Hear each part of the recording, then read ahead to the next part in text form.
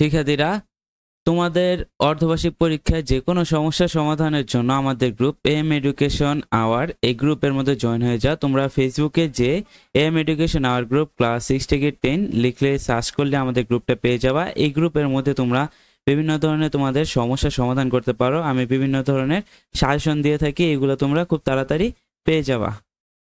আসসালামু আলাইকুম অষ্টম শ্রেণীর শিক্ষার্থীরা, আশা করি সবাই ভালো আছো।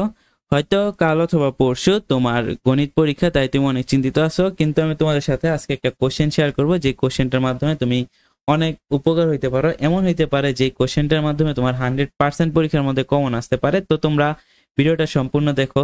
তো প্রথমে বলে দিই, তোমরা স্ক্রিনের মধ্যে যে কোশ্চেনটা দেখতে পাচ্ছ, এটা হচ্ছে কি গোলাপ সেট।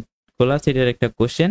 এখন যারা সেটটা বুঝো না তাদেরকে আমি বুঝাই দিই। তোমাদের স্কুলের স্যার ম্যামরা হয়তো সবাই প্রশ্ন নিজেরা তৈরি করে না, তারা বেশিরভাগ প্রশ্ন কি করে কিনে নিয়ে আসে। আর বর্তমানে গোলাপ সেটটা অনেক বেশি কেনা হইতাছে। তো অনেকের গোলাপ সেটের প্রশ্ন আসছে। যাদের যাদের গোলাপ সেটের বাংলা প্রথম, ইংরেজি প্রথম পত্র পরীক্ষাটা দিছো, তারা কোশ্চেনটা দেখো, তোমাদের অনেক বেশি উপকার হইব।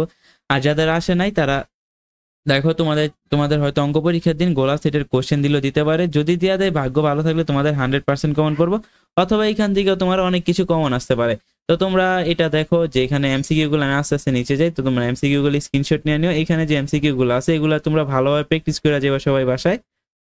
আর যদি তুমি এগুলার উত্তর বের করতে না পারো, তাহলে আমাকে কমেন্টে জানো, আমি তোমাকে এগুলার উত্তর বের করে দেওয়ার চেষ্টা করবো। ঠিক আছে, আমি তোমাকে সুন্দর মতো এগুলোর উত্তর বের করে দেওয়ার চেষ্টা করবো। তুমি আমাকে কমেন্টে উত্তর লিখে কমেন্ট করো।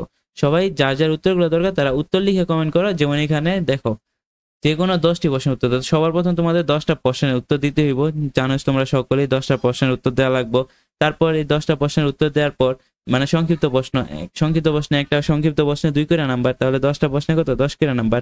তারপর দেখো পাটিগণিত। তো পাটিগণিত বিভাগ থেকে মানে ন্যূনতম একটা করে হইলে মোট 5টা প্রশ্নের উত্তর দিবা। মানে প্রতি বিভাগ থেকে ন্যূনতম একটা। ওকে, তো তোমরা যদি প্রতি বিভাগ থেকে ন্যূনতম একটা প্রশ্নের উত্তর দাও, তাহলে মোট কি 5টা প্রশ্নের উত্তর দেওয়া লাগবে তোমাদের। এখন ন্যূনতম একটা, আমি তোমাকে বলে দিই তুমি কেমনে কেমন অ্যান্সার করবা। পাটিগণিত থেকে তোমরা একটা অ্যান্সার করবা, বীজগণিত থেকেও তোমরা একটা অ্যান্সার করবা, জ্যামিতি থেকে একটা অ্যান্সার করবা। কয়টা হলো, 3টা। তারপর যে পরিসংখ্যান থাকবে সেখান থেকে তোমরা 2টা অ্যান্সার করে দিবা।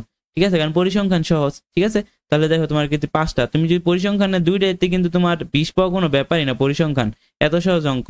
আর বাকিতে তুমি ভালো করে দিলে কি তোমার চাক্কা চাক্কা নাম্বার। ওকে, এই দেখো ইজিলি সব দেওয়া আছে। তো আশা করি যে তোমরা বুঝতে পারছো।